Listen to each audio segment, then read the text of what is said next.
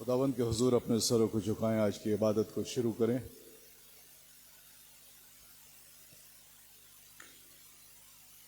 सचमुच इस्राएल के लिए अर्थात शुद्ध मन वालों के लिए परमेश्वर भला है।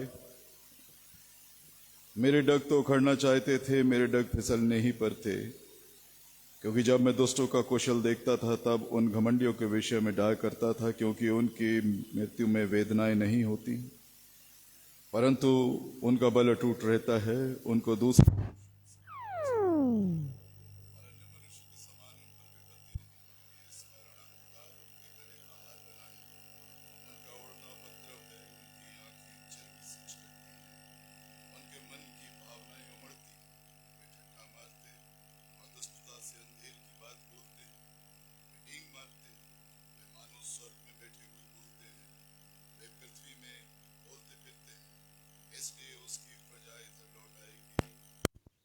भरे हुए प्याले का जल मिलेगा। फिर वे कहते हैं, परमेश्वर कैसे जानता है? क्या परम प्रधान को कुछ ज्ञान है? देखो, ये तो दुष्ट लोग हैं, तो भी सदा आराम में रहकर धन संपत्ति बटोरते रहते हैं। निश्चय मैंने अपने हृदय को व्यर्थ शुद्ध किया और अपने हाथों को निर्दोषता से धोया है, क्योंकि मैं दिन भर मार खाता आया हूँ और प्रति भोर को मेरी ताड़ना होती आई है। यदि मैंने कहा होता मैं ऐसा ही कहूँगा, तो देख, मेरी संतान के साथ क्रूरता का व्यवहार करता। जब मैं सोचने लगा कि मैं इसे कैसे समझूं, तो ये मेरी दृष्टि में अति कठिन समस्या थी, जब तक कि मैंने ईश्वर के पवित्र स्थान में जाकर उन लोगों के परिणाम को न सोचा। निश्चय तो उन्हें फिसलने वाले स्थानों पर रखता है और गिराकर सत्यानाश कर देता है। आहा, वे क्षण भर में कैसे उजड़ गए हैं, वे मिट गए, वे घबराते घबराते नष्ट हो गए। मेरे हृदय और मन दोनों सर्वदा परमेश्वर के लिए नए गीत को गाएंगे। धन्यवाद पिता परमेश्वर, जो तूने हमें ये वक्त दिया है। हम तेरी आराधना करते हैं परमेश्वर, तेरी प्रशंसा करते हैं, तेरा गुणानुवाद करते हैं, क्योंकि तू ही गुणानुवाद के योग्य परमेश्वर है। पिता परमेश्वर, हमारी सहायता अगुवाई करें और तमाम लोग जो आ रहे हैं वे सुरक्षित आएं, और ये वक्त हम सब के लिए एक बहुत ही आशीष का समय हो। तेरे वचन में हम आगे बढ़ें परमेश्वर। और पिता परमेश्वर, जहाँ कहीं आराधनाएं हो रही हैं, तेरी पवित्र उपस्थिति उन सबों के बीच में हो। प्रभु यीशु के पवित्र नामों को मांगते हैं, आमीन। जमायत खड़ी हो जाए। 536 नंबर।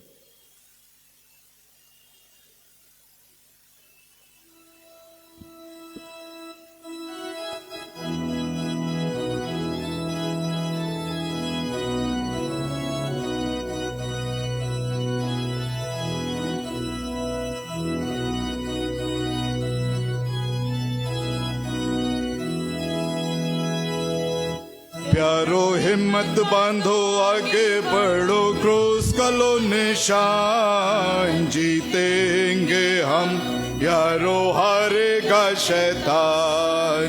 जीतेंगे हम यारो, हारेगा शैतान। लड़ो लड़ो फुर्ती करो, यीशु है कप्तान। लड़ो लड़ो फुर्ती करो, यीशु है कप्तान। हिम्मत बांधो, आशा रखो, भागेगा शैतान। प्यारो हिम्मत बांधो, आगे बढ़ो, क्रूस का लो निशान। जीतेंगे हम यारो, हारेगा शैतान।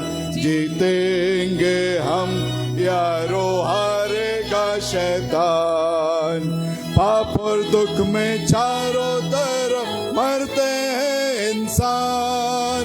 पाप और दुख में चारों तरफ मरते हैं इंसान।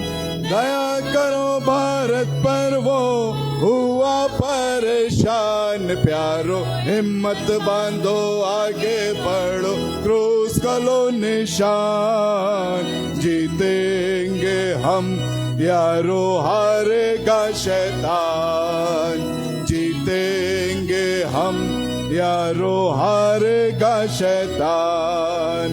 घर घर जाकर करो प्यारो यीशु का बयान, घर घर जाकर करो प्यारो यीशु का बयान। वो है राजा मुक्तिदाता सब पर मेहरबान, प्यारो हिम्मत बांधो आगे बढ़ो क्रूस का लो निशान। जीतेंगे हम यारो हारेगा शैतान, जीतेंगे हम यारो हारेगा शैतान।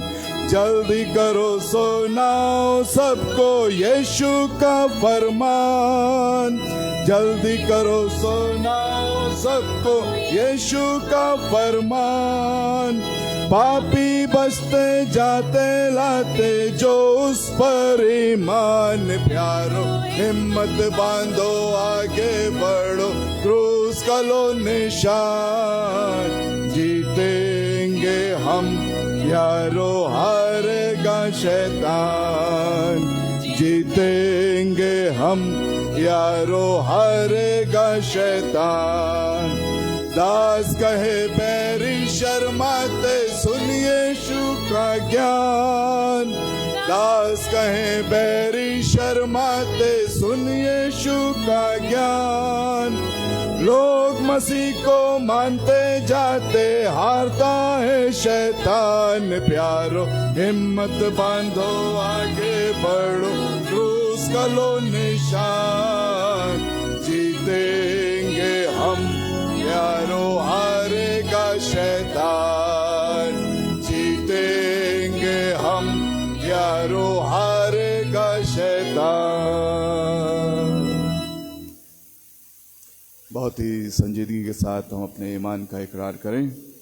मैं एतकाद रखता हूँ खुदा एकाद मतलब बाप पर, जिसने आसमान और ज़मीन को पैदा किया, और उसके लौते बेटे हमारे खुदावंद यीशु मसीह पर रूहुल कुदूस से मुजस्सिम होकर कारी मरियम से पैदा हुआ, पैंतुस पिलातुस के हुक्म में दुख उठाया, सलीब पर खींचा गया, मर गया और दफन हुआ, तीसरे दिन मुर्दों में से जी उठा, आसमान पर चढ़ गया और खुदा बाप कादिर मुतलक के दाहिने हाथ बैठा है, जहाँ से जिंदो मुर्दों को इंसाफ करने को आवेगा।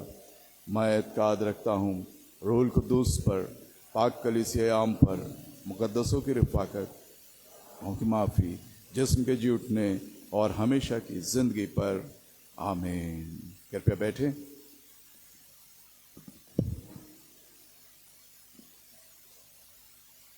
खुदावंद के हुजूर दुआ में जाएंगे और उन तमाम विषयों को जो हमारे कलीसियाई विषय हैं, उन तमाम विषयों को अपने परमेश्वर के चरणों में रखेंगे। प्रार्थना करते रहें निरंतर यूक्रेन और रूस के लिए कि जब एक समझौते के तहत वहाँ बातचीत चल रही है और फिलहाल कोई ऐसा रास्ता नज़र नहीं आ रहा है कि वहाँ पर शांति हो। परमेश्वर अपना अनुग्रह करे कि वहाँ शांति हो, और हम प्रार्थना करें अपने देश के लिए, देश के तमाम हालात के लिए। प्रार्थना करें अपने बच्चों के लिए, ख़ास तौर से उन बच्चों के लिए जो अपने बोर्ड एग्जामिनेशंस में अपीयर हुए हैं, और साथ ही साथ प्रार्थना करें जो अपने होम एग्जामिनेशंस की तैयारी कर रहे हैं। परमेश्वर अपना अनुग्रह करे, अपनी सामर्थ्य दे कि बेहतर तरीके से ये बच्चे अपने एग्जामिनेशंस को कर सके। सहायता करे परमेश्वर, इन्हें अच्छी सेहत दे, अच्छी समझ दे। और साथ ही साथ प्रार्थना करें MCI के लिए, हमारे LRC के लिए, कि परमेश्वर का अनुग्रह उसके चर्च के ऊपर बना रहे। आइए खुदावंद के हुजूर अपने स्वरों को झुकाएं, दुआ मांगें। जीवित और सामर्थी पिता परमेश्वर, धन्यवाद के साथ तेरे पवित्र चरणों में हैं। धन्यवादित हैं पिता परमेश्वर कि तूने हमें एक बार फिर से ये अवसर दिया कि हम तेरे सुपाक बारगाह में आकर खुदावंद तेरी हम्द सिताइश करें, तेरा गुणानुवाद करें। पिता परमेश्वर, आए प्रभु जी, हम प्रार्थना करते हैं कि अपने चेहरे का प्रकाश हम पर दें, और होने दे पिता परमेश्वर कि तेरे उस पवित्र आत्मा की अगुवाई में ही हमारे जीवन चलने पाए, क्योंकि खुदावन तेरी भली इच्छा यही है कि हम सदैव तेरी निकटता में अपने जीवन को आगे बढ़ाएं। हर एक निर्णय जो हम लेते हैं पिता परमेश्वर, उसे तो सहायता कर कि हम बेहतर निर्णयों के साथ इस जीवन में आगे बढ़ें। हम प्रार्थना करते हैं प्रभु पिता परमेश्वर, विशेष रूप से एक ऐसे समय में जब हम रहते हैं जबकि तमाम दुनिया का आकर्षण हमारे चारों ओर है, और पिता परमेश्वर वे बातें जो हमें तेरे मार्ग से मोड़ती हैं,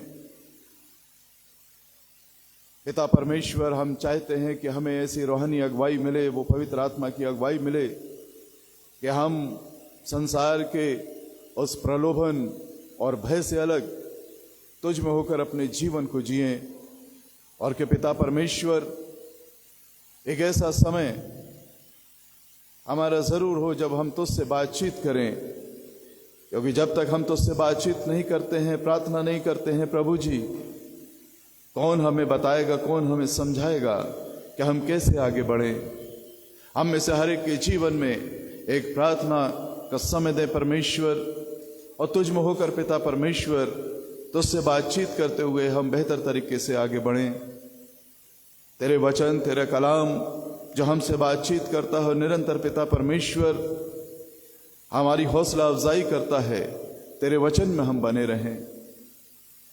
हम दुआ मांगते हैं पिता परमेश्वर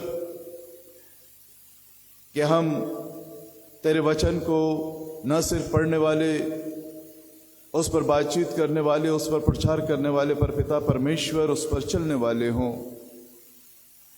क्योंकि तूने अपने लोगों से कहा धन्य है वे जो मेरी बातों को और मेरी आज्ञाओं को सुनते हैं और उसके अनुसार चलते भी हैं। आए पिता परमेश्वर, और तू यही चाहता है कि उन तमाम तेरी शिक्षाओं को जो हमने सुना है, उन तमाम आश्चर्य कर्मों को पिता परमेश्वर जो तेरे द्वारा किए गए हमारे बीच में, पिता परमेश्वर हम तेरा धन्यवाद देते हैं और चाहते हैं कि और ज्यादा अधिकाई के साथ पिता परमेश्वर हम तेरे वचन को अपने जीवन में उतारने वाले हो सके। हमारी सहायता अगुवाई करें। हम दुआ मांगते हैं प्रभु पिता परमेश्वर, इस समय वैश्विक शांति के लिए हम प्रार्थना करते हैं पिता परमेश्वर, यूक्रेन के लिए, रूस के लिए, दोनों ही ओर पिता परमेश्वर परेशानियां, दिक्कतें खड़ी हुई हैं, और जो शांति वार्ता चल रही है उसमें कहीं ना कहीं पर पिता परमेश्वर एक रुकावट दिखाई देती है। हम प्रार्थना करते हैं प्रभु तेरी शांति वहां स्थापित हो, और जो पीस मेकर्स हैं पिता परमेश्वर उनको ऐसा मन दें कि वो इन स्थानों पर इन लोगों के साथ बातचीत करके पिता परमेश्वर बेहतर तरीके से यहां समाधान निकाल सकें। हम दुआ मांगते हैं पिता परमेश्वर इस्राएल के लिए, फिलिस्तीन के लिए, बहुत से पिता परमेश्वर जब अपने स्थानों को वापस आ रहे हैं,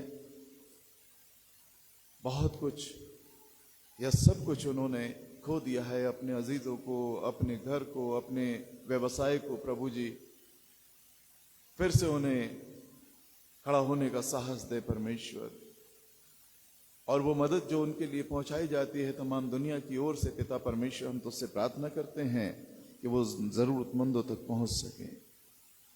हम दुआ मांगते हैं अपने देश के लिए पिता परमेश्वर, हमारे देश में तेरी शांति बनी रहे, और हम धन्यवाद देते हैं पिता परमेश्वर के एक बड़ा आयोजन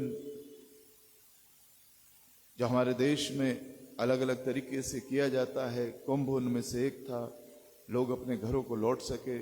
और पिता परमेश्वर हम प्रार्थना करते हैं जब ऐसे बड़े आयोजन जगह जगह पर होते हैं, चाहे वो किसी भी धार्मिक या सांप्रदायिक हो, पिता परमेश्वर शांति के साथ संपन्न हो और हमारे देश में शांति बनी रहे। हम प्रार्थना करते हैं प्रभु अपने देश के प्रधानमंत्री, राष्ट्रपति, तमाम सूबों के मुख्यमंत्रियों के लिए, कैबिनेट मिनिस्टर्स के लिए प्रभु तो सहायता कर, और होने दे पिता परमेश्वर के तुझ में होकर वह हमारे देश का एक बेहतर संचालन कर सके, हमारी अगुवाई करे। हम विनती करते हैं प्रभु पिता परमेश्वर,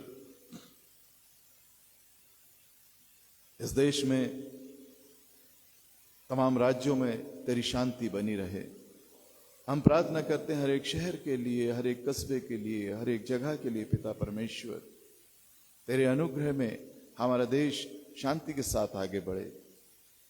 और जो भी पिता परमेश्वर हमारे आर्मी हैं, चाहे किसी भी स्थान पर हैं, किसी भी क्षेत्र में हैं प्रभु, हमारे देश के रक्षा के लिए जब वे खड़े हैं प्रभु जी, उन्हें अपनी सुरक्षा प्रदान करें। हम प्रार्थना करते हैं पिता परमेश्वर, जब इस देश में हमें तूने रखा है, अपने चर्च को स्थापित किया है, और बड़ी प्रार्थनाओं के साथ, बड़ी दिक्कतों के साथ, तमाम समस्याओं का सामना करते हुए उन लोगों ने पिता परमेश्वर तेरे इन संस्थानों को, इन चर्चेस को खड़ा किया, जो आज के दौर में पिता परमेश्वर हमारे लिए एक बहुत दुष्कर कार्य है, जो हो नहीं सकता। जो कुछ हमें मिला है पिता परमेश्वर हमारे पास है प्रभु, हम इसकी सुरक्षा के लिए तुझसे प्रार्थना करते हैं, इसकी बेहतरी के लिए तुझसे प्रार्थना करते हैं। इन संस्थानों में तमाम जो मैनेजमेंट है उसके लिए तुझसे प्रार्थना करते हैं। तमाम दिक्कतें जो सामने हैं परमेश्वर से तू बेहतर जानता है, और हम प्रार्थना करते हैं प्रभु जी हमारे इन संस्थानों से वे दिक्कतें दूर हों, अपना अनुग्रह करें। हम प्रार्थना करते हैं प्रभु पिता परमेश्वर तमाम MCI के पासवानों के लिए, डिस्ट्रिक्ट सुपरिंटेंडेंट्स के लिए, तमाम बिशप्स के लिए एक बेहतर अगुवाई के द्वारा पिता परमेश्वर हमारी ये संस्थान, ये चर्चेस आगे बढ़ते चले जाएं, और इनके द्वारा पिता परमेश्वर जो एक खास मकसद तेरा है कि लोग बचाए जाएं, उनकी आत्माएं बचाई जाएं। पिता परमेश्वर जो खास और महा आज्ञा तेरी है कि जाओ और सारे संसार को जो कुछ मैंने तुम्हें सिखाया, जो शिक्षाएं तुमने पाई हैं, वो लोगों को बताओ। पिता परमेश्वर वो प्रचार के कार्य तेरे लोगों के द्वारा, कलीसियाओं के द्वारा आगे बढ़ने पाए।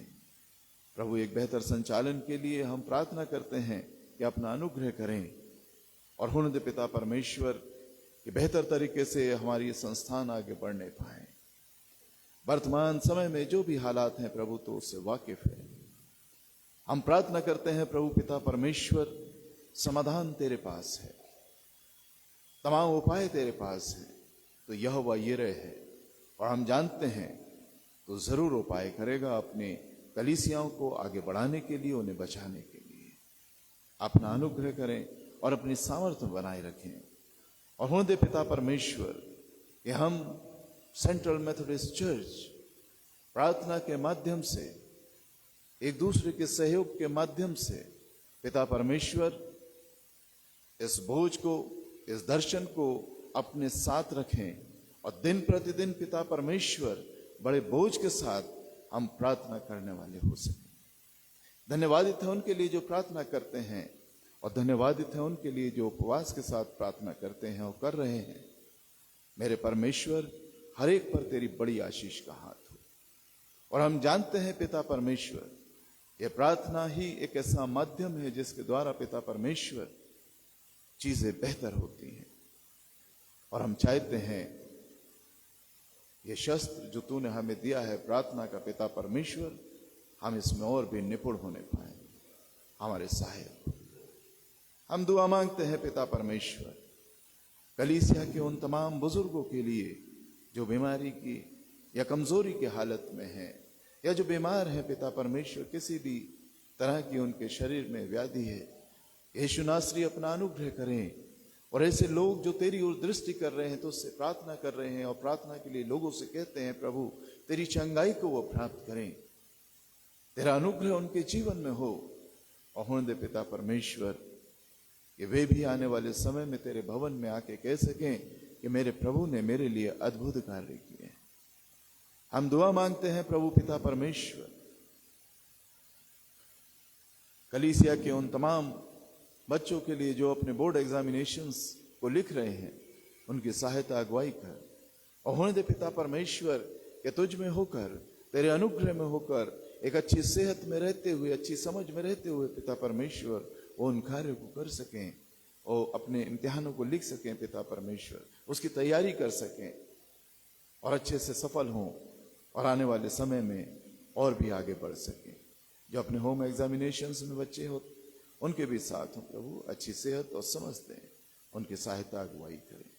हम प्रार्थना करते हैं प्रभु पिता परमेश्वर कलीसियाई कार्यों के लिए, और ख़ास तौर से अब जबकि हम अपने उस लेंटन पीरियड में आगे बढ़ते हैं, खुदावन हमें आत्मिक तैयारी दें, हमारे हृदय को अपनी ओर केंद्रित करें और पिता परमेश्वर हम सिर्फ और सिर्फ उस क्रूस की कथा की ओर अपने कानों को, अपने ध्यानों को लगा सकें, क्योंकि पिता परमेश्वर वो क्रूस की कथा है जो हम उद्धार पाने वालों के लिए तेरी सामर्थ है। आए पिता परमेश्वर, तेरी वो सामर्थ जो उस क्रूस से आती है पिता परमेश्वर हमारे हृदयों में पेवस्त, और पिता परमेश्वर हम तुझ में निरंतर आगे बढ़ते चले जाएं और ये लेंटन पीरियड हमारे लिए एक नए आत्मिक अनुभव का अवसर हो। आज की आराधना पर और विशेष रूप से जब हम तेरी इस वेदी पर आते हैं प्रभु, हमें ऐसी तैयारी दें प्रभु कि सच में हम तुझे ग्रहण करें, उस सच को ग्रहण करें जो तू है। तूने कहा सत्य में हो मेरे परमेश्वर, ताकि हम सच्चाई के साथ और सच के साथ आगे बढ़ सकें और अपने जीवन को जिएं। हमारी सहायता और अगुवाई करें। धन्यवाद के साथ इस प्रार्थना को अपना उद्धार करता प्रभु यीशु मसीह के जीवित पवित्र और सामर्थ्य नाम में होकर मांग लेते हैं, आमीन। आए हमारे बाप, तुझे हम पाक माना जाए, तेरी बादशाहता, तेरी मर्जी जैसी आसमान पूरी होती है जमीन पे पूरी हो, तो हमारे रोज की रोटी आज हम बख्श दे, जिस तरह सवाल को माफ़ करते हैं तो भी हमारे माफ़ कर, हमें आज वैष्णव पाएंगे बल्कि बुराई से बचे। बादशाह कुदरत जलाल हमेशा तेरे ही, आमीन। Cristo amari son, Cristo amari son, आशीष में तू दे और शांति करता,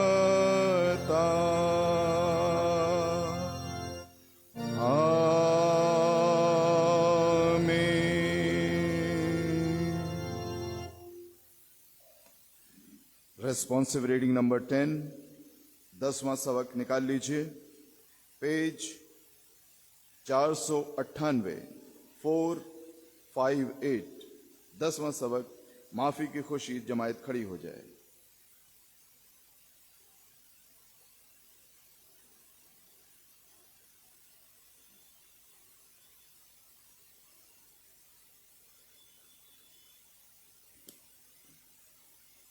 सदाकत का अंजाम सुलह होगा और सदाकत का फल अब्दी आराम व इत्मीनान होगा। मेरे लोग सलामती के मकानों में और बेखतर घरों में और आसूदगी और आसाइश के काशानों में रहेंगे।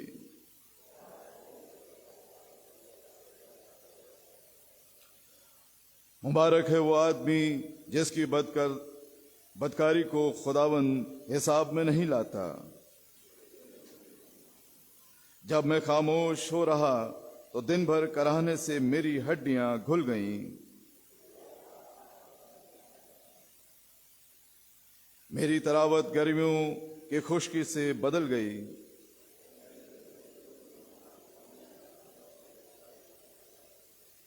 मैंने कहा मैं खुदावंद के हुजूर अपनी खताओं का इकरार करूंगा।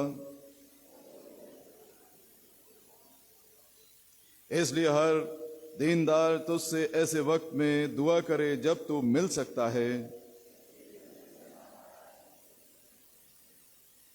तू मेरे छिपने की जगह है, तू मुझे दुख से बचाए रखेगा। मैं तुझे तालीम दूंगा और जिस राह पर तुझे चलना होगा तुझे बताऊंगा। तुम घोड़े या खच्चर की मानिंद ना बनो जिनमें समझ नहीं, वरना वो तेरे पास आने के भी नहीं। पर जिसका तवक्कुल खुदावंद पर है, रहमत उसे घेरे रहेगी। और ए रास्त दिलो, देखो खुदावंद की निगाह उन पर है जो उससे डरते हैं, जो उसकी शफकत के उम्मीदवार हैं।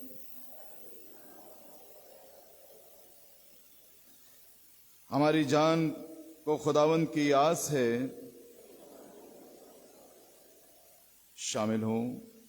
हमारा दिल हमेशा उसमें रहेगा क्योंकि हमने उसके पाक नाम पर तवक्कुल किया है। आए खुदावंद, जैसी तुझ पर हमारी आस वैसी ही तेरी रहमत हम पर हो। हो सिताइश बाप की और बेटे की और रूह कुद्दूस की भी, जैसे इब्तिदा में हुई है आज भी और रहेगी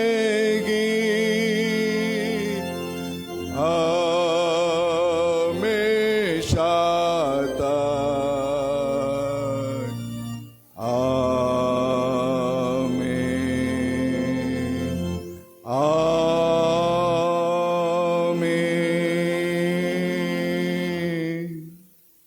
जमात बैठ जाए।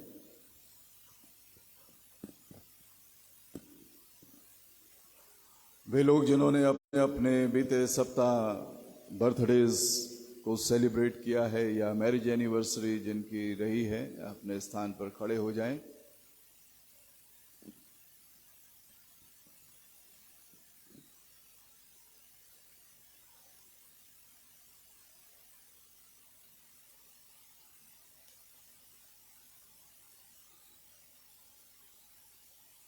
हमारे ऑनलाइन वर्शिपर्स जो हमारे साथ हैं वे भी अपने स्थान पर खड़े हो जाएं कि हम उनके लिए भी प्रार्थना करें।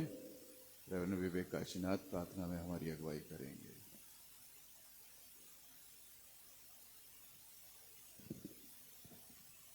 खुशी के मौके पर आइए हम अपने अजीजों को खुदावंद के हाथों में दें, दुआ मांगें। सामर्थी प्रभु हमारे परमेश्वर, हम बड़े आनंद के साथ, बड़ी खुशी के साथ अपने अजीजों को आपके पवित्र चरणों में लाते हैं। हम धन्यवाद देते हैं प्रभु, जिनके जीवन में एक नया वर्ष आपने जोड़ा और पिता परमेश्वर सलामती के साथ इस मुबारक वर्ष में आपने उन्हें दाखिल किया है। दुआ करते हैं बीते वर्षों की मानंद प्रभु तेरा अनुग्रह, तेरी आशीषें, तेरी दया हमारे इन अजीजों के ऊपर बनी रहे। हम खुदावंद इनके लिए अच्छा स्वास्थ्य और दीर्घायु की कामना करते हैं और प्रार्थना करते हैं तेरे अनुग्रह से हमारी ये प्रियजन इस नए वर्ष में और भी अधिक तेरी निकटता में बढ़ते हुए अपने जीवन और अपने कामों से आपको धन्यवाद देने वाले हो सकें। हम प्रभु आपके घर से इन्हें दुआएं खैर देते हैं। प्रभु तू इनको सलामत रख। हम दुआ करते हैं अपने उन प्रियों के लिए भी जिन्होंने अपनी शादी की सालगिरह को मनाया और पारिवारिक आशीषों में खुदावंद आपने एक नए वर्ष को जोड़ दिया है। दुआ करते हैं प्रभु ये नया वर्ष उनके लिए और भी अधिक मुबारक हो, उनके परिवारों को बरकत और आशीष दें, बाल बच्चों पर, तमाम चीजों पर तेरी बड़ी बरकत बनी रहे। हमारे नजीजों को अच्छा स्वास्थ्य और दीर्घायु दें खुदावंद, और होने दें कि प्रभु आपकी बंदगी में, आपकी इबादत में, आपकी महिमा करने में अपने परिवार के साथ दिल लगाकर आगे बढ़ने वाले हो सकें। तेरी रहमत, तेरी सुकूनत सदा उनके घर में वास करे और प्रभु तुझ में बने रहें और बढ़ते चले जाएं और तुझे धन्यवाद देने वाले हो सकें। इन सब को हम आपके घर से दुआएं खैर देते हैं और प्रभु इन सब की सलामती की प्रार्थना हम आपसे करते हैं। धन्यवाद, आपने हमारी प्रार्थनाओं को सुना। यीशु मसीह के जीवित, पवित्र और सामर्थी नाम से हम दुआ मांगते हैं, आमीन। आपके जन्मदिन की और एनिवर्सरी की शुभकामनाएं। प्रभु आपको आशीष दे। तशरीफ रखें।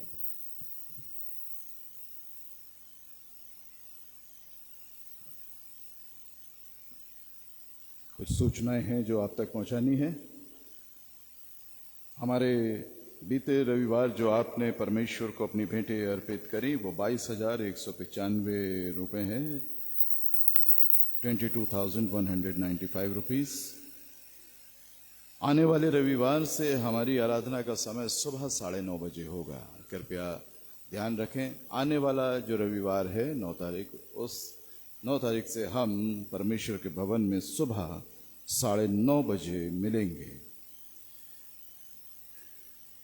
हम परमेश्वर का धन्यवाद देते हैं कि इस लेंटन पीरियड अब हमारे आने वाले इस सप्ताह से शुरू होगा और ऐश वेंसडे की भस्म बुधवार की जो आराधना है वो शाम को 6 बजे चर्च में होगी।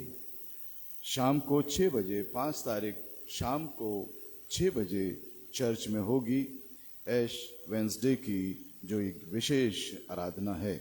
सो आप सब कृपया नोट कर लें, शाम को 6 बजे आने वाले बुधवार को हम लोग परमेश्वर के भवन में आराधना के लिए मिलेंगे।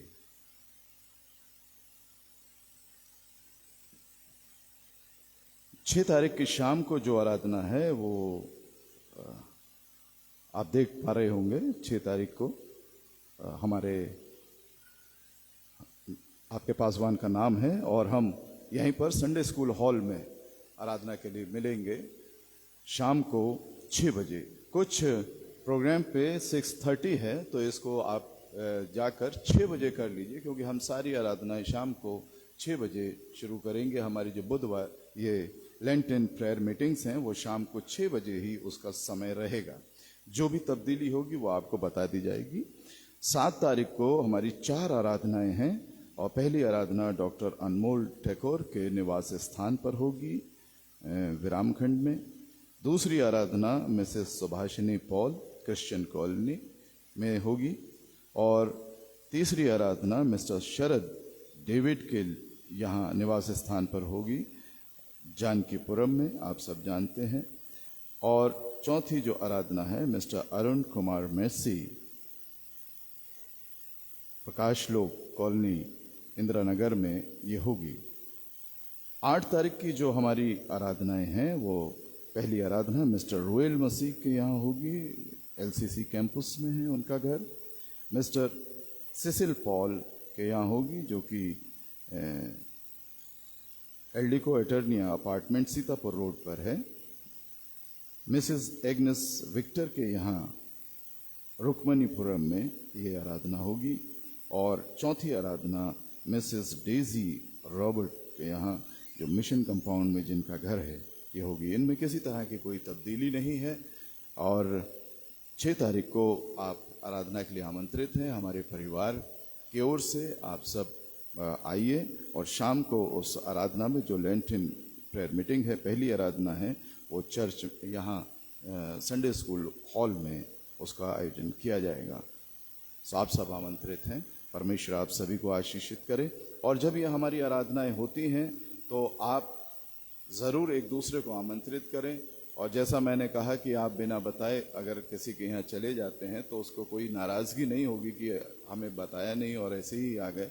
एक अच्छा समय होता है ये कि हम इस दौरान एक दूसरे के साथ सहभागिता करें, संगति करें। सो परमेश्वर में होकर प्रार्थना करते हुए तमाम स्पीकर्स आपके पास हैं, आप प्रार्थना करिए इन स्पीकर्स के लिए कि परमेश्वर के वचन को लेकर वो पहुंचें और उस परमेश्वर के कलाम से आपके साथ रूबरू हो सके। सो निरंतर इन बातों को अपनी प्रार्थना में रखें। कुछ और सूचनाएं हैं जो जरूरी हैं आप तक पहुंचानी है। हमारे चर्च का जो व्हाट्सएप ग्रुप है ऑफिशियल, एक नया ग्रुप बनाया गया है और उसको आप के नाम उसमें दिए गए हैं। अगर किसी का नाम उसमें नहीं है तो ज़रूर आप मुझसे संपर्क कर सकते हैं कि उसमें आपका नाम ऐड किया जाए। और जो पुराना ग्रुप है मैं निवेदन करूंगा रेवरेंड विवेक काशीनाथ से कि उसको ख़त्म करें, एक नया ग्रुप, जिससे कि हम तमाम चर्च की बातों को, चर्च के नोटिसेस को उस पर जारी करें, उसको आप देखते रहें। धन्यवाद। चर्च के पश्चात आप एक दूसरे से मिलें, बातचीत करें, लेकिन बहुत देर तक के लिए यहाँ पर ना रुकें। जो वर्तमान समय में हम चीज़ें देख रहे हैं, क्योंकि बहुत देर रुकेंगे तो बहुत सी बातें होंगी। आप चर्च आए हैं, आपने आराधना की है, एक दूसरे से मुलाकात कीजिए और जल्दी बहुत ज़्यादा देर बिना काम ना बैठें। अशर्स से मैं कहना चाहता हूँ कि आप मेक श्योर कि आपके अलावा वेस्ट्री में और कोई ना हो। आप लोग इस बात का कृपया ध्यान रखें, जो अशर्स हैं, बहुत अच्छा नहीं लगेगा कि हम जाकर आपसे कहें कि आप यहाँ क्यों बैठे हैं, ताकि हमारे अशर्स अपने काम को जल्दी कर सकें, बेहतर तरीके से कर सकें, और जो बातचीत है आप बाद में भी कर सकते हैं। सो धन्यवाद। इन कुछ बातों का आप ध्यान रखें और हम चर्च की सेंटिटी, चर्च की गरिमा को बनाए रखें।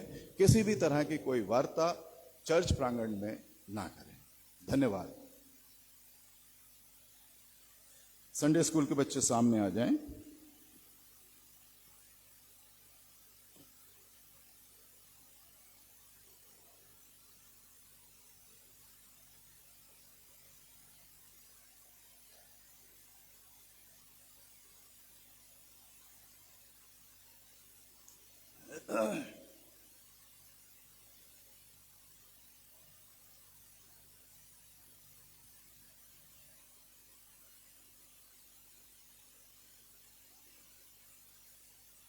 दुआ मांगे।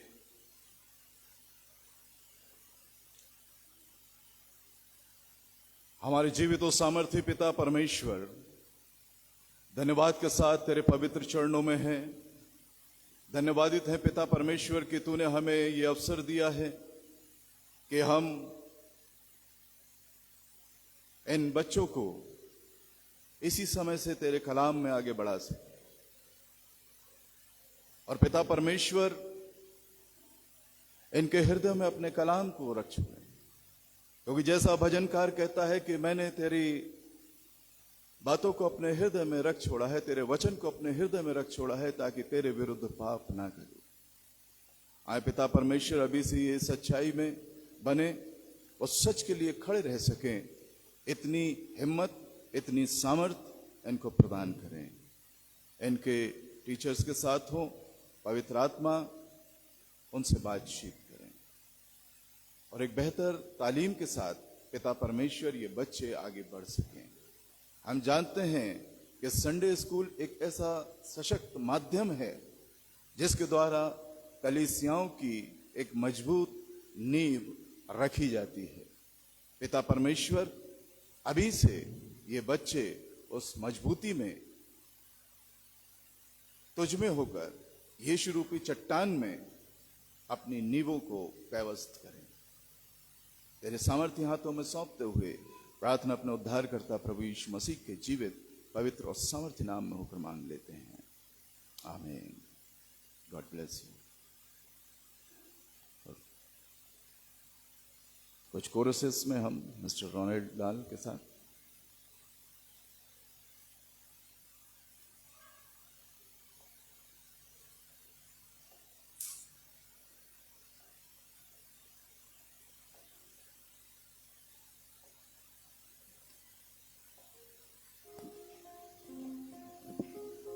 जमायत मेहरबानी से खड़ी हो जाए। गीत कहता है, पवित्र आत्मा का मुझको मिला है वरदान, गाऊंगा मैं दाऊद के समान।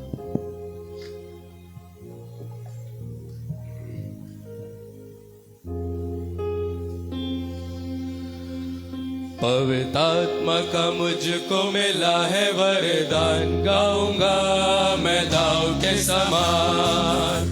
पवित्र आत्मा का मुझको मिला है वरदान, गाऊंगा मैं दाऊद के समान।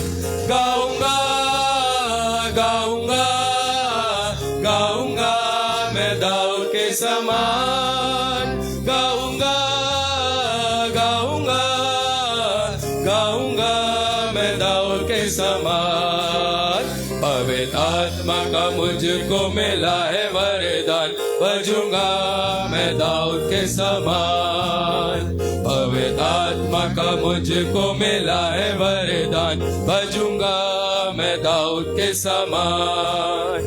भजूंगा भजूंगा भजूंगा मैं दाऊद के समान भजूंगा भजूंगा भजूंगा मैं दाऊद के समान पवित्र आत्मा का मुझको मिला है वरदान चलूंगा मैं दाऊद के समान पवित्र आत्मा का मुझको मिला है वरदान चलूंगा मैं दाऊद के समान चलूंगा चलूंगा चलूंगा मैं दाऊद के समान चलूंगा चलूंगा चलूंगा मैं दाऊद के समान पवित्र आत्मा का मुझको मिला है वरदान बोलूंगा मैं दाऊद के समान पवित्र आत्मा का मुझको मिला है वरदान बोलूंगा मैं दाऊद के समान बोलूंगा बोलूंगा बोलूंगा मैं दाऊद के समान बोलूंगा बोलूंगा बोलूंगा मैं दाऊद के समान पवित्र आत्मा का मुझको मिला है वरदान बोलूंगा मैं दाऊद के समान बोलूंगा गाऊंगा भजूंगा और चलूंगा दाऊद के समान ऐसा वादा हम इस भवन में अपने परमेश्वर के साथ करते हैं आज से ठीक 2 दिन बाद हम जब ऐश वेंसडे के दिन शाम को यहाँ उपस्थित होंगे उस तैयारी के लिए जब हम उस लेंटन पीरियड में जाते हैं लगातार मेरे मन में ये बात आती है मैं आपके साथ भी शेयर करना चाहता हूं कि हमें जरूर है कि अपने आप को तैयार करें अपनी आत्मा को तैयार करें ये शरीर खत्म हो जाएगा लेकिन ये आत्मा हमेशा अमर रहेगी इस आत्मा को शुद्ध करने के लिए तैयार करने के लिए गीत कहता है पवित्र आत्मा आ मुझे ले चल यीशु के चरणों में प्रिपेयर योरसेल्फ रिपेंटेंस बहुत ही जरूरी है पवित्र आत्मा पवित्र आत्मा मुझे ले चल यीशु के चरणों में पवित्र आत्मा पवित्र आत्मा पवित्र आत्मा मुझे ले चल यीशु के चरणों में पवित्र आत्मा सिर्फ तेरे लिए यीशु तेरे लिए सिर्फ तेरे लिए यीशु तेरे लिए सिर्फ तेरे लिए यीशु तेरे लिए मैं हाथ उठाता हूँ घुटनों में आकर सर को झुकाकर हाथ उठाता तेरे लिए घुटनों में आकर सर को झुकाकर हाथ उठाता तेरे लिए सिर्फ तेरे लिए यीशु तेरे लिए सिर्फ तेरे लिए यीशु तेरे लिए सिर्फ तेरे लिए यीशु तेरे लिए मैं हाथ उठाता हूँ यीशु ही मार्ग है यीशु ही जीवन है यीशु ही सत्य है यीशु मेरा प्रभु सिर्फ तेरे यीशु तेरे लिए, सिर्फ तेरे लिए, यीशु तेरे लिए, सिर्फ तेरे लिए, यीशु तेरे लिए मैं हाथ उठाता हूँ। पवित्र आत्मा, पवित्र आत्मा, मुझे ले चल यीशु के चरणों में। पवित्र आत्मा। अपने हाथ को ऊपर उठाएं, प्रार्थना करें। पिता परमेश्वर, तेरे पवित्र चरणों में है, हमारी सहायता और अगुवाई करें। और पिता परमेश्वर, ये वक्त जो तूने हमें दिया है, सच में प्रभु हम तुझ में होकर कुछ समय तेरे वचन में व्यतीत करें। और ये वक्त हमारे लिए एक आशीष का कारण हो, क्योंकि आज हम उस चरित्र पर ध्यान दे रहे हैं जो हमारे विश्वास का पिता है। प्रभु यीशु के पवित्र नाम होकर मांगते हैं, आमीन।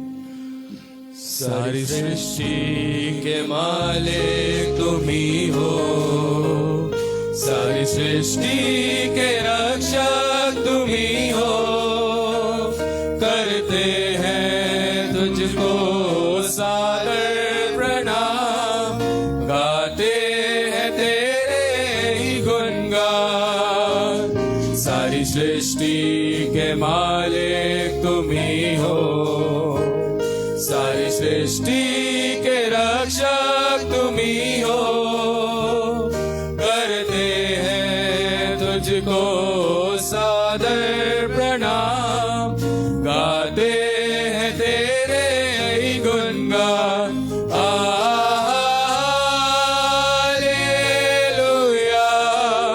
हालेलुया,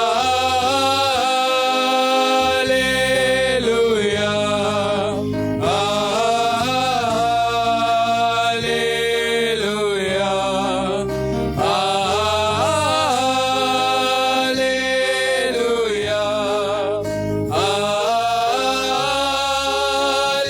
हालेलुया,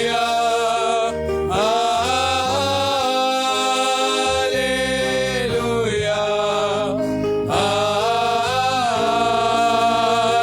हालेलुया, आमीन। कृपया बैठें।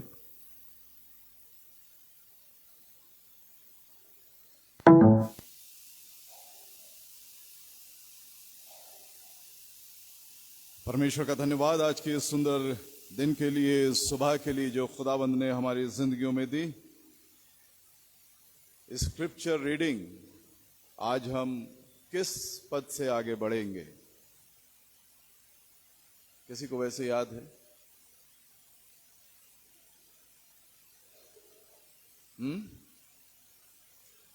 जी, इब्रानियों 11 तो याद है, कंटिन्यूएशन में है, इसलिए मैंने पूछा क्या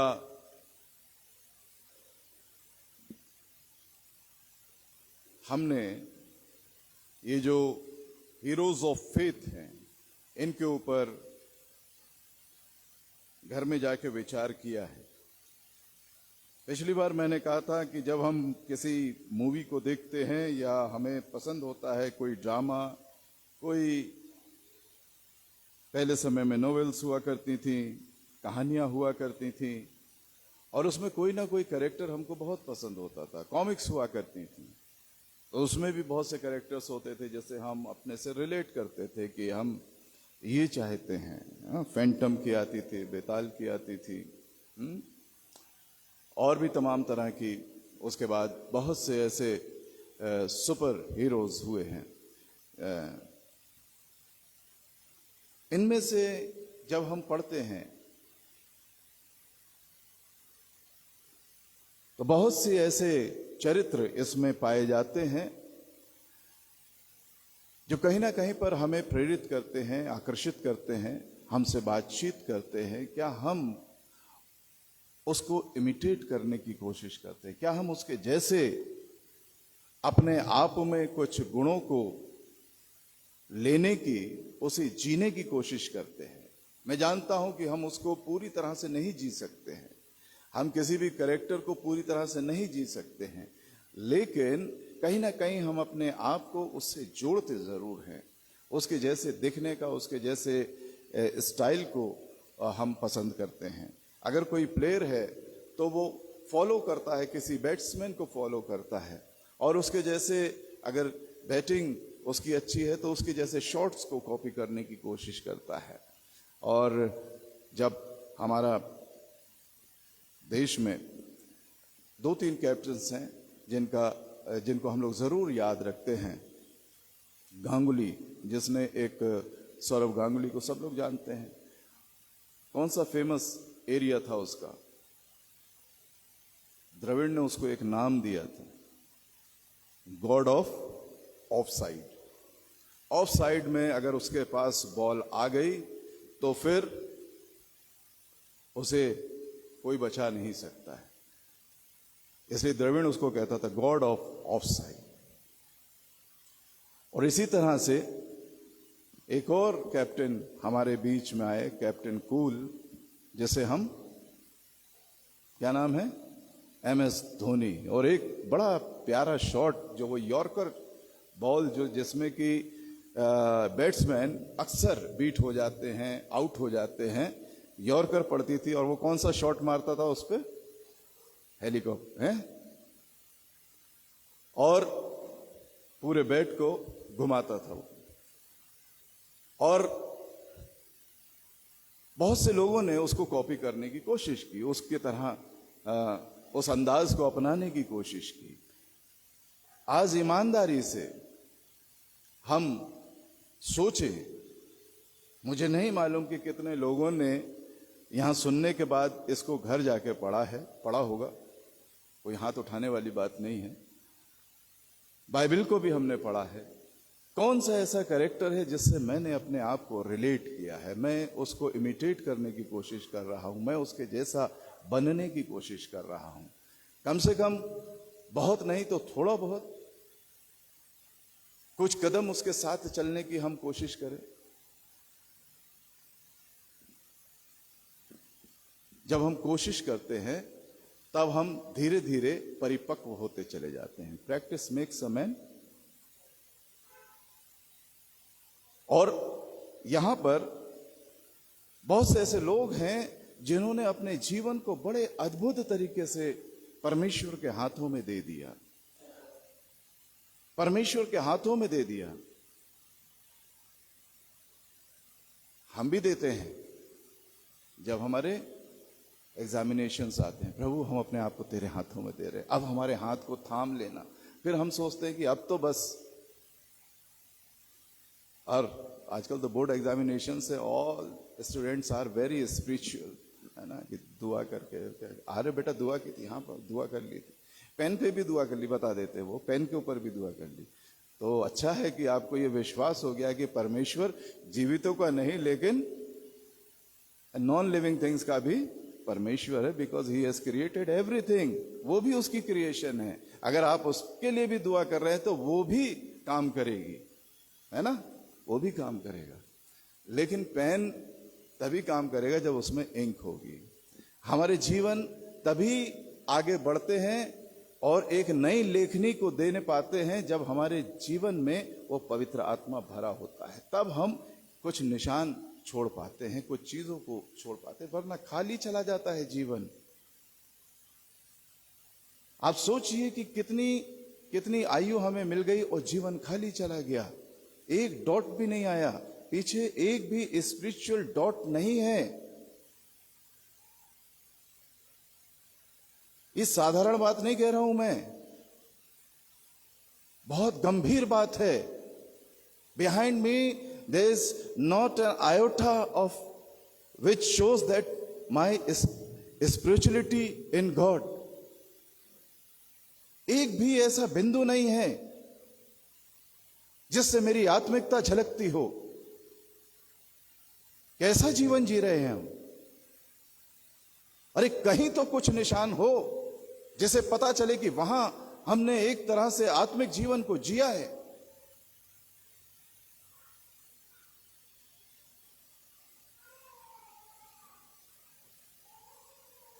अब्राहम 75 इयर्स, अभी तो हमें लगता है कि हाँ परमेश्वर ने आवाज दी थी तो अब्राहम के लिए तो बड़ा आसान होगा निकल के चले आना। आप सोचिए कि एक व्यक्ति जो अब निसंतान है, 8वें पद में आपको उसका जिक्र मिलेगा, विश्वास ही से अब्राहम जब बुलाया गया तो आज्ञा मानकर ऐसी जगह निकल गया जिसे मेरास में लेने वाला था, और यह ना जानता था कि मैं किधर जाता हूं, तो भी निकल गया। अरे 75 इयर्स कोई बुलाने की उम्र है परमेश्वर की? अजीबोगरीब परमेश्वर है, ना मालूम कहां पे आवाज दे रहा है। अब तो सेफ लैंडिंग का समय है। जब आदमी अपने आखिर में होता है तो एक सेफ लैंडिंग के मूड में आ जाता है, फिर वो कोई जोखिम नहीं लेता है। जॉब में होता वो कहता भैया मेरे को बख्शो, मेरे 6 महीने रह गए रिटायरमेंट के, मुझे इस पचड़े में मत फंसाओ।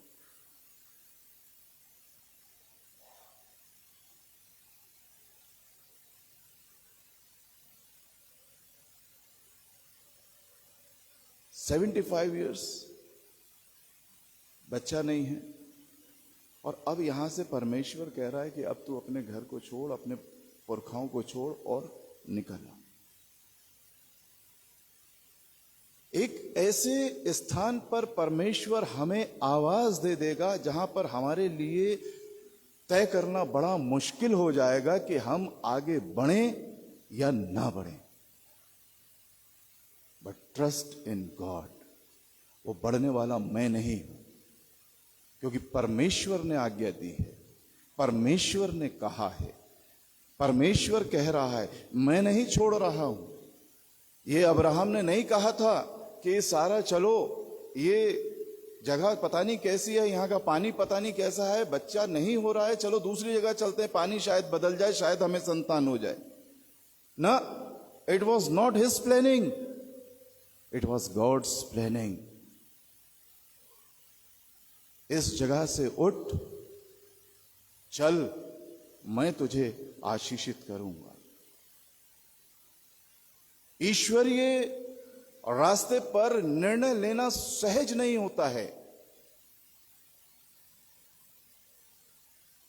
सारी की सारी सामर्थ निचोड़ लेता है परमेश्वर।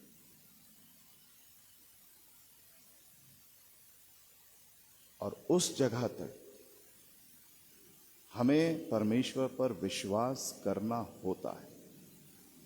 जब हम में बिल्कुल सामर्थ्य ना रह जाए, हम निर्जीव हो जाएं, खत्म से हो जाएं। याद करिए दानियल से जब परमेश्वर बात करता था, जब दानियल के ऊपर पवित्र आत्मा आता था, वो कैसा हो जाता था? बीमार सा हो जाता था, क्योंकि परमेश्वर वहां से अब कुछ करने वाला है। वो बीमार हो जाता था, भूख नहीं लगती।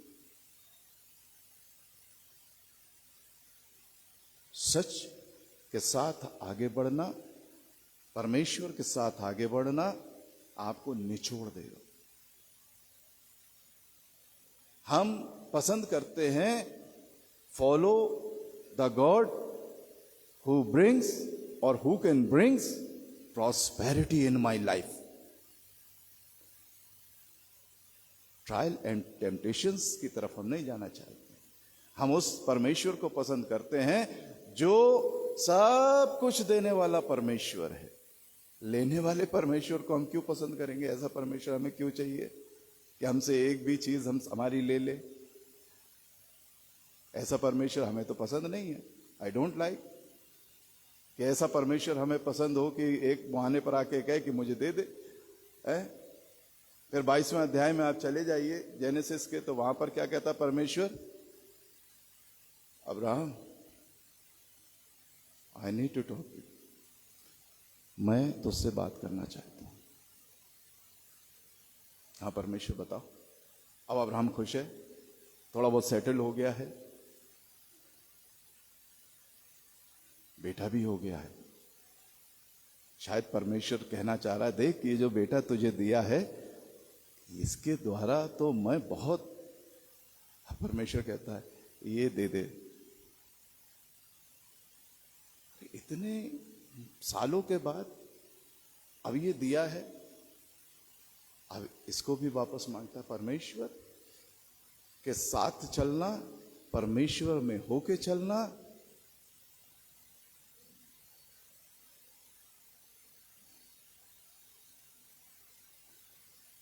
लेकिन हमें तो गॉस्पेल ऑफ प्रॉस्पेरिटी, एक ऐसा परमेश्वर की हमें छींक आए तो परमेश्वर का हाथ हमें यहां पे दिखाई दे कि अब छींक आई और परमेश्वर के हाथ यहां पे हैं। एक छींक नहीं आनी चाहिए क्योंकि हम तुझे मानते हैं।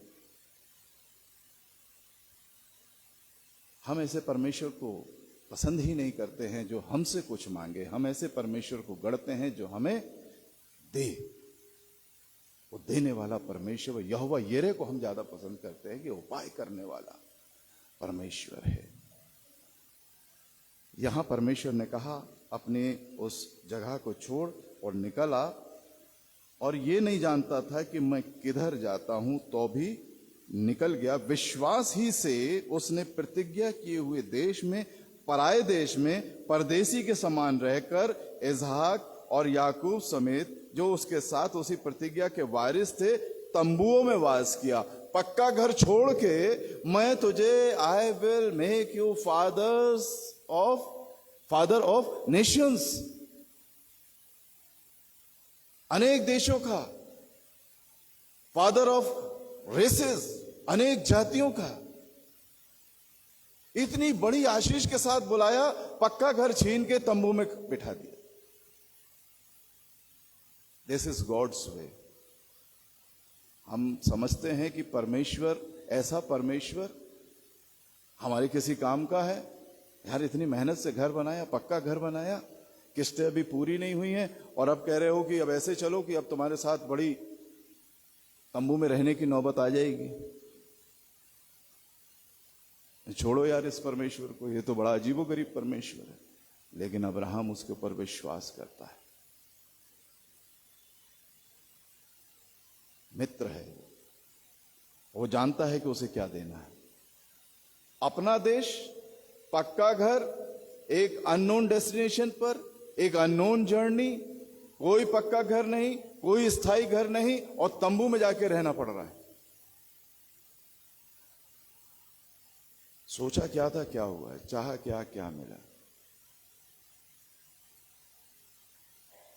लेकिन परमेश्वर के अद्भुत काम है। परमेश्वर अद्भुत तरीके से काम करता है। परमेश्वर हमें चुनता है, हमें बुलाता है, और आने वाले समय में वो परमेश्वर अपनी उन प्रतिज्ञाओं को पूरा करता है। क्यों पूरा करता है? पद यहां पे याद आ रहा है, आई थिंक नंबर्स 23 और 19। हाँ, क्या कहता है ये? ईश्वर मनुष्य नहीं कि झूठ बोले, और ना वो आदमी है जो अपनी इच्छा बदले। वो मनुष्य नहीं कि झूठ बोले। मनुष्य झूठ बोलता है, बहुत झूठ बोलता है, अनेकों बार झूठ बोलता है। हर समय इच्छा उसकी ये होती है, थोड़ी देर में इच्छा बदल जाती है। वो कहता है ईश्वर मनुष्य नहीं जो झूठ बोले। ईश्वर ने कहा मैं तुझे जातियों का मूल पिता बनाऊंगा, उसने उसे बनाया। समय लगा, वक्त गुजरा, निराश हो गया, टूट गया, हतोत्साहित हो गया। परमेश्वर कहता है तुझे बनाऊंगा, हंसता है, उसे खुद विश्वास नहीं। अब बताइए, इस समय में 75 इयर्स में आए थे और अब और 10-15 साल निकाल दिया। अजीब बात है यार। 25 साल बीत गए निकले हुए। कितना इंतजार करे इंसान। टूट चुका था अब्राहम। कहता है अब बस इतनी कृपा कर कि वो जो घर में एलियाजर है, 15वें अध्याय में आप जाएंगे तो वो कहता है एलियाजर है, उसी पर अपनी कृपा बनाए रखना। अब मैं तो वही मान लूंगा, वही मेरे घर का वारिस होगा। बस सही है, अब जो तूने कह दिया सो कह दिया। लेकिन परमेश्वर कहता है कि मैं मनुष्य नहीं कि झूठ बोलूं। हमारे आसपास मिथ्या का चक्रव्यूह है, और उस मिथ्या चक्रव्यूह में यदि हम आ जाते हैं तो हिंदी में एक शब्द आता है, फिर चकरघन्नी हो जाते हैं। ये दुनिया हमें चकरघन्नी बना देती है उस मिथ्या चक्रव्यूह में लाके। परमेश्वर के साथ रहिए, परमेश्वर सत्य है और वो सीधा सीधा आगे चलता है, सीधा आगे बढ़ता है। लेफ्ट राइट यस नो नहीं, कह दिया तो कह दिया। और इसलिए हमें परमेश्वर के साथ रहना है। दुनिया आज ये कहेगी, कल वो कहेगी, परसों वो कहेगी, और उसके अनुसार नहीं हुए तो फिर कुछ नहीं कहेगी, फिर आप उसके किसी काम के नहीं। वहां से निकल और इधर आ। क्यों आ गया? ये सवाल ये था कि आया क्यों। 10वां पद बताता है कि क्यों उसके पीछे पीछे चल रहा था। 2 बातें तो हो गई, कॉलिंग भी हो गई, और उस कॉलिंग के अनुसार जीवन की जो बहुत सी आशीष है, उसको लग रहा था कि ये जीवन में आशीष है, पक्का घर, मेरी जगह, मेरा स्थान, मेरे लोग, वो सब कुछ छोड़कर तंबू में जाके रहने लगा। आज तंबू इधर है, कल उधर है, कल परसों उधर है। ऐसी नोमेड लाइफ उनकी हो गई थी। और इजराइलाइट्स अपने आप को नोमेड रेस कहते ही हैं, कहते रहे जब तक कि एक नेशन नहीं मिला, कभी इधर कभी उधर, विस्थापित लोग, इधर से उधर चलते रहने वाले लोग, लेकिन परमेश्वर को थामे रखने वाले लोग, परमेश्वर को थामने वाले लोग।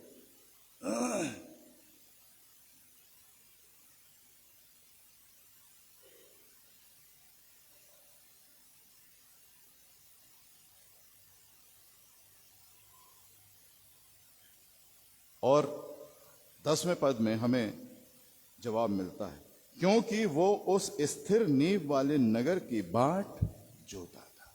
वो जानता था ये परमेश्वर है।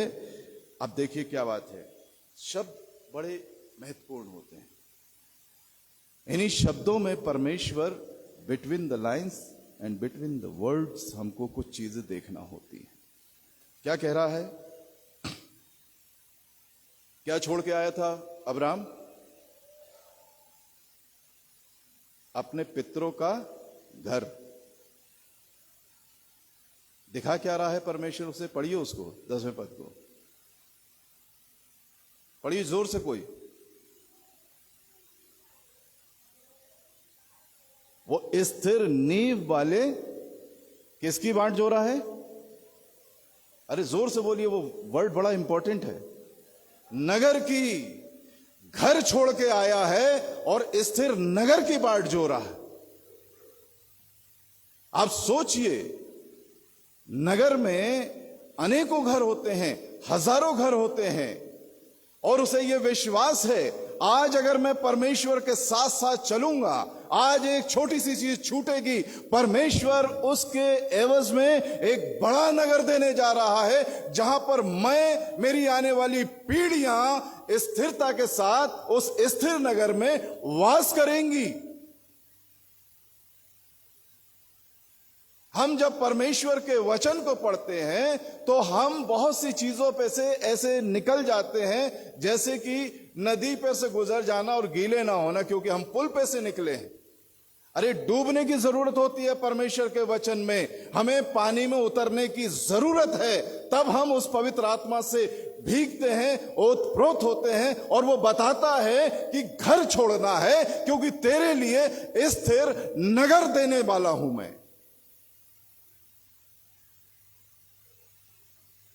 अब बताइए, किसी भी शॉपिंग मॉल में ऐसा ऑफर आपको मिलने वाला है कि एक बोतल लीजिए और पूरी की पूरी क्रेट साथ में ले जाइए। Now this section is yours, क्योंकि आपने एक थम्स अप 1 लीटर की ली थी। ऐसा है हमारा परमेश्वर, ऐसा है मेरा परमेश्वर। मैं उस परमेश्वर पर विश्वास रखता हूं। कुछ भी खोने नहीं जा रहा है मार्केट।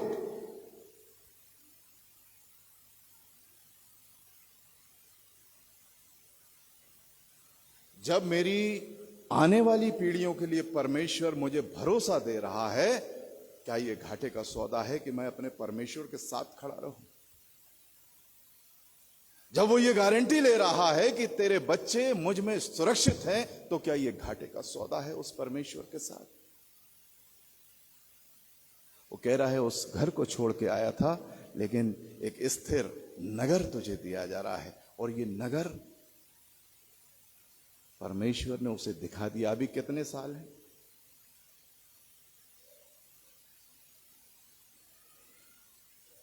1500 साल से ज्यादा, लेकिन परमेश्वर उसे दिखा रहा है।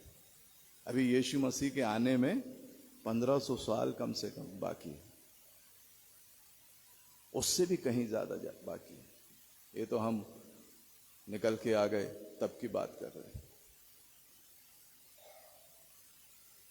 हजारों साल पहले परमेश्वर ने अब्राहम को वो स्थिर नगर दिखाया। क्या है वो स्थिर नगर?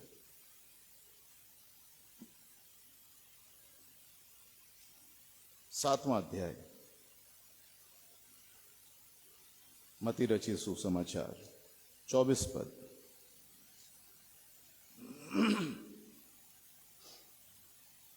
और यहां पर वो स्थिर नगर लोगों से बात कर रहा है। इसलिए जो कोई मेरी ये बातें सुनकर उन्हें मानता है, वो उस बुद्धिमान मनुष्य के समान ठहरेगा जिसने अपना घर चट्टान पर बनाया है।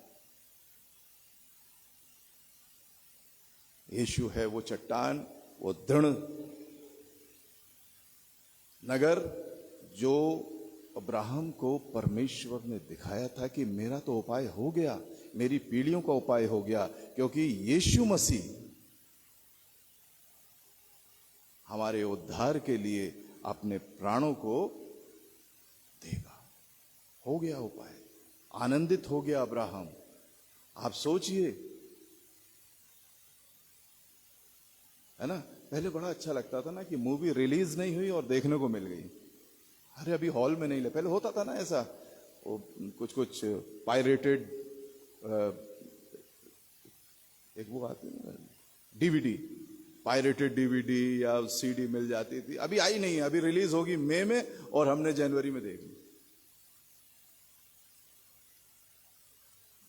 यही सौभाग्य था इन लोगों का। हीरोज ऑफ फेथ ऐसे ही नहीं थे। परमेश्वर इनको जो घटनाएं होने वाली थी, जो यीशु मसीह करने वाला था, जो उद्धार का कार्य क्रूस पे होने वाला था, परमेश्वर उन्हें दिखाता था कि ये होगा, ये होगा, ये होगा, ये होगा, और वो आनंदित होते थे, खुश होते थे, बिल्कुल मगन हो जाते थे, दीवाने हो जाते थे कि क्या होने जा रहा है।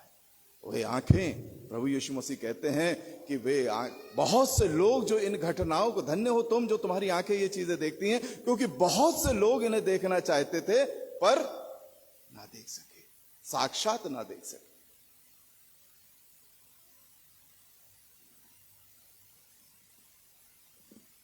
अब वचन कहता है, इसलिए जो कोई मेरी बातें सुनकर उन्हें मानता है।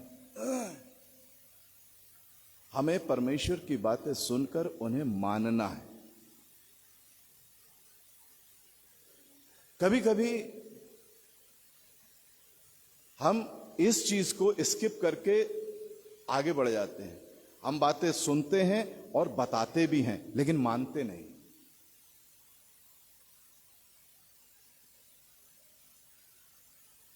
जो मेरी बातें सुनकर उन्हें मानता है, सुनकर बता देना एक सहज तरीका है, सुनकर मानना ये उसमें उतरने वाली बात है। कई लोग सुनकर दूसरों को बताते हैं, लेकिन माना कितने लोगों ने है इस वचन को?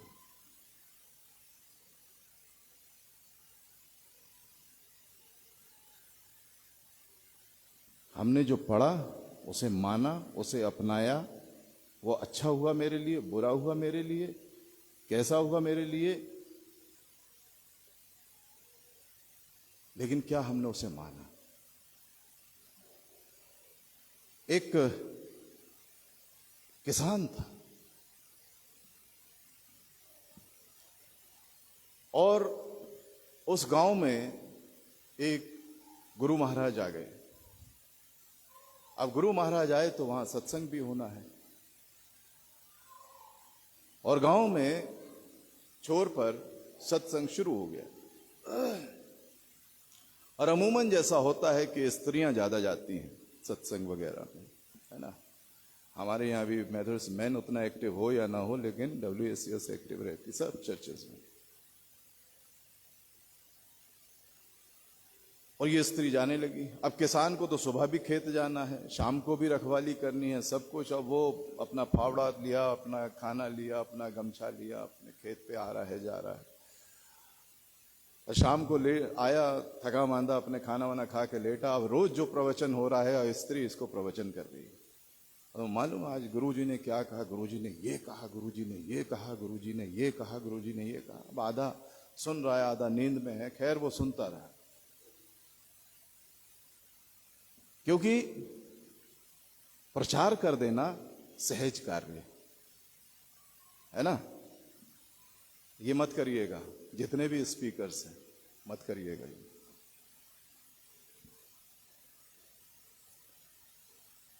इसे जीना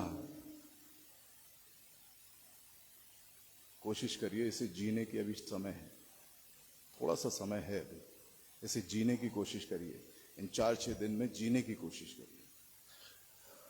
ये स्त्री रोज उसे बता रही है कि आज गुरु महाराज ने ये कहा, गुरु महाराज ने ये कहा, गुरु महाराज ने ये कहा। एक दिन गई खेत पर खाना लेके और जा रही थी तो रास्ते में देखा कि बड़ी पोटली पड़ी है और उसमें सोने के गहने वहने मार दुनिया भर के वो खेत के रास्ते पर उस मेड़ के पास पड़े हुए हैं। ये ठिठक गई वहीं पर। उसने कहा अरे, ऐसे याद आए प्रवचन कि लालच नहीं करना है। मैं जल्दी से उसके ऊपर मिट्टी डाली, ये सोच के कि मेरा पति मेरे बाद आएगा, उसकी नजर पड़ेगी, वो तो उठा लाएगा, बड़ा पाप हो जाएगा, घोर पाप, घर में गलत तरीके से चीज आ जाएगी। ये भोजन वोजन लेके वहां उसके पास पहुंची। अब जैसा कि होता है, बहुत कोशिश करी कि ना बताऊं, लेकिन अब पेट में ज्यादा दर्द हुआ तो उसने एक बात बतानी है आपको। उसने हाँ हाँ बताओ। कि रास्ते में जगह नहीं बताऊंगी, क्योंकि उसे फिर था कि पर जगह बता दी तो खो देगा जाके ये। रास्ते में ना क्या हुआ, गहने पड़े हुए थे। और अच्छा फिर तुमने क्या किया? अब मैं तो सत्संग जाती हूं, सुनती हूं, और मिट्टी डाल दी। हमें क्या लेना देना? आदमी बोलता अच्छा वो पीपल का पेड़ है, उससे 10 कदम पीछे को जो कुआं है उसके बराबर है ना। आपने देखा था? बोले हाँ 3-4 दिन से पड़े हैं। तो फिर आपने तो ना ढका ना उठाया। बोले अब क्या करना, तुम रोज सत्संग की बातें बताती हो, मेरे को समझ में आ गया कि इस तरह की चीजें गलत है। मेरा नहीं है वो धन, तो मेरी उस पर ना दृष्टि पड़ रही है। अब एक बार पड़ी थी, देखा था, अब वो मेरे लिए मिट्टी है, अब उसका मेरे से कोई लेना देना नहीं है, मेरा तो है नहीं। तो मैंने कभी उसका, तो तुम्हारे को डालनी भी नहीं चाहिए थी मिट्टी, वो तो मिट्टी है, मिट्टी के ऊपर मिट्टी डाल रही है। अजीबोगरीब बात है। जीना किसी भी चीज के लिए बहुत जरूरी है। एक और कहानी सुना देता हूं, उसके बाद खत्म करूंगा। कबीर के पास एक बहुत बड़ा सेठ आया और एक बहुत बड़ा हीरा लेके आया और उसने कहा गुरु चरणों में मेरा ये भेंट है। तो कबीर ने कहा भाई हमें इससे क्या लेना देना, आप लाए हो, आपकी श्रद्धा की मैं कदर करता हूं, लेकिन इससे हमारा कोई लेना देना नहीं है। तो महाराज मैं तो ले आया हूं, अब तो ये तो अर्पण कर दिया है मैंने, अब तो वापस नहीं ले जा सकता हूं। उसने कहा ऐसा है, बाहर मेरा बेटा कमाल है, उसको दे दो। लोगों ने कहा ये सही है, पिताजी ने धंधा बढ़िया जमाया है, खुद नहीं लेंगे बेटे को, मतलब बेटा व्यापार संभालेगा, ये धंधा बढ़िया है, ये अच्छी बात है। वो बाहर गया, दूसरा छोटा सा झोपड़ा उसका था। उसने कहा महाराज अंदर गए थे, कबीरदास जी ने, गुरु जी ने तो, बड़े महाराज ने तो मना कर दिया, ये लाया हूं। उसने छप्पर में खोस दिया। सेठ उठा, उसने छप्पर में लगा दिया। काफी समय के बाद व्यापार से फिर वो उसी रास्ते से गुजरा और लौट के आया। उसे याद आ पड़ा कि मैंने कुछ दिया था। कबीर साहब के पास पहुंचा, महाराज मैंने कुछ दिया था, उसका क्या कुछ किया आपने? वो तो बड़ा कीमती था, कुछ करते दान पुण्य होता बेच बाच के। तो उसने अब कमाल से पूछ लो, और कमाल की बात है, वो बार बार कमाल के पास भेज देते थे। उसने जरूर, उसने तो इधर उधर कर दिया होगा बेच बाच के। उसने कहा महाराज ने कहा है वो जो दिया था उसका करा क्या? बोले आपने याद है दिया था? बोले हाँ मैंने दिया था, मुझे अच्छी तरह से याद है। तो बोले मैंने कहीं रखवाया होगा आपसे? उसने हाँ आपने कहा था छप्पर में खोस देना, यहां पे रख देना। उसने देखिए रखा होगा। सेठ ने हाथ लगाया, वो हीरा वहीं पे रखा था। सवाल ये है कि हमारे हाथ क्या चीज लगी हुई है? इस सवाल मैं आपसे पूछना चाहता हूं।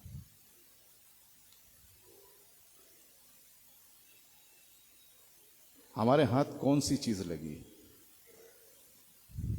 अगर परमेश्वर हमारे हाथ लग गया है, फिर ये सारी चीजों का कोई बहुत बड़ा महत्व रह नहीं जाता है। जीवन यापन चल रहा है, रोटी पानी चल रही है, अच्छी बात है।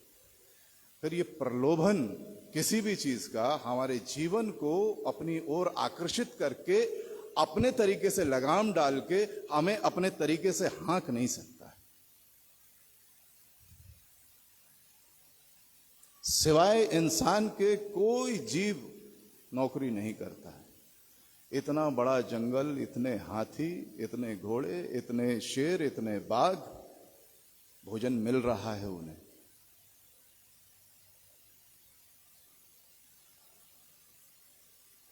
हमें चिंता है। 75 साल में कौन सा नया बिजनेस कर लेगा अब्राहम? लेकिन उसके हाथ परमेश्वर लग गया था। 75 साल की उम्र में कौन सा नया घर बनवाएगा, ईंट रोड़ा जोड़ेगा, लेकिन परमेश्वर उसके हाथ लग गया था। हम इसलिए अभी तक हाथ पैर मार रहे हैं इन सब चीजों के लिए, क्योंकि परमेश्वर हमारे हाथ नहीं लगा है। जिस दिन परमेश्वर हमारे हाथ लग गया, हम बेफिजूल हाथ पैर मारना छोड़ देंगे। कोशिश करिए, वो है नजदीक। दुआ मांगे। हमारे जीवित और सामर्थ्य पिता परमेश्वर, तेरे पवित्र चरणों में आते हैं और धन्यवादित हैं पिता परमेश्वर कि तूने हमें बाइबल के उन विश्वासियों में अब्राहम जैसा एक अगुआ दिया, क्योंकि उसने तुझे पा लिया था। और तूने स्वयं उन दृष्टांतों में कहा, एक अनमोल खजाना उसे मालूम हुआ कि यहां है। उसने अपनी सारी धन संपत्ति बेचकर उस भूमि को खरीद लिया। आए पिता परमेश्वर, हम सब कुछ छोड़कर तुझे पालें। और तेरा वचन हमसे यही कहता है, तू हमसे यही कहता है, अगर अपने प्राणों की हानि करके जिस जग को प्राप्त करते हो तो इस जग से तुम्हारा क्या लाभ। मेरे परमेश्वर, हमारे प्राणों को बचाएं, हमारी आत्मा को बचाएं।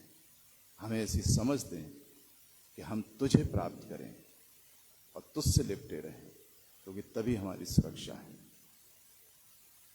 प्रभु यीशु मसीह के जीवित, पवित्र और सामर्थ्य नाम में होकर मांग लेते हैं, आमीन। 208 नंबर मेरे साथ निकाल लीजिए। तेरी शीरीन आवाज मैं सुनता हूं खुदा।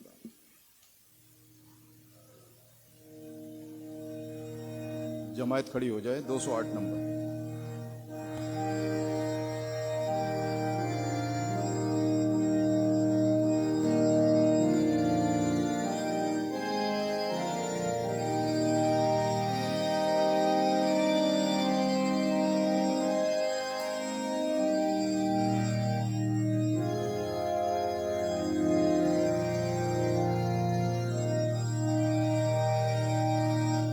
तेरी शेरे नावाज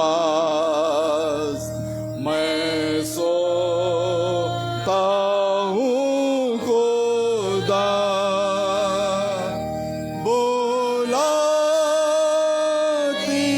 पास उस चश्मे के से जो आता हूँ मसीह, आता तेरे पास, धो के साफ कर चश्मे से जो बहता क्रूस से आता कमजोर लाचार, देख मेरी हालत को, नजासत से कर पाको साफ, कि बेदाग ना हो। आता हूँ मसीह,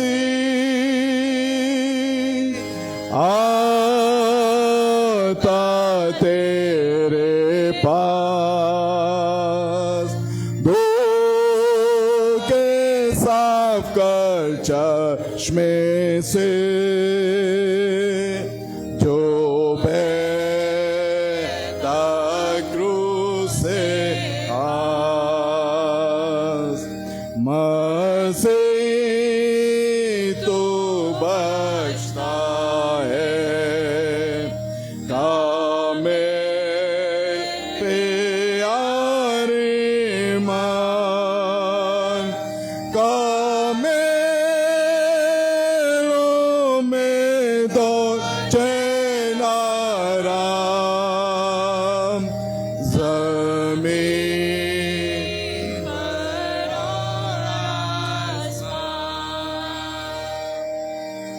आता हूँ मसीह,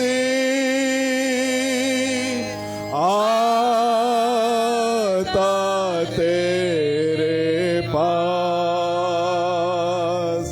धो के साफ कर चश्मे से जो बहता क्रूस से